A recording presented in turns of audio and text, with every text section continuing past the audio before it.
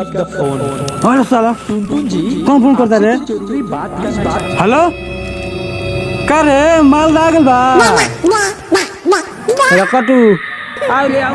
ये होटल पी ठीक है पी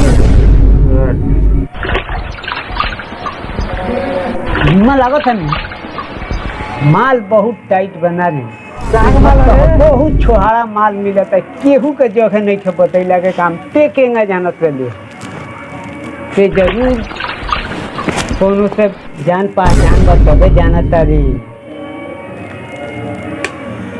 दादा हाँ का कहीं भी पुलिस के हाथे हम धरा गल बनी कौनी जे साली बड़ा चस्कल बड़े अब पुलिस लोग ही भी है मालिक मालिक दवाई है दवाई ना आता है तो दारू मार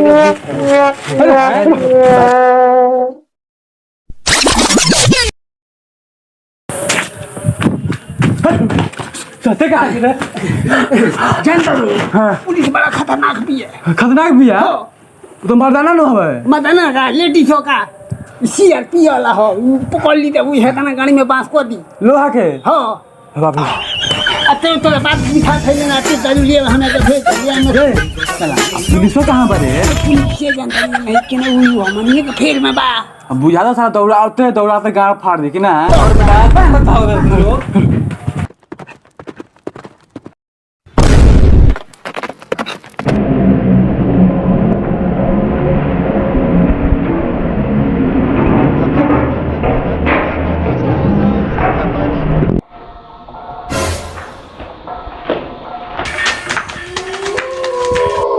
और बेटा कितना भागेगा तुम लोग रे? ज्यादा भागेगा ना तो गांव में गोली मार देंगे हम बता रहे हैं। रुक जाओ।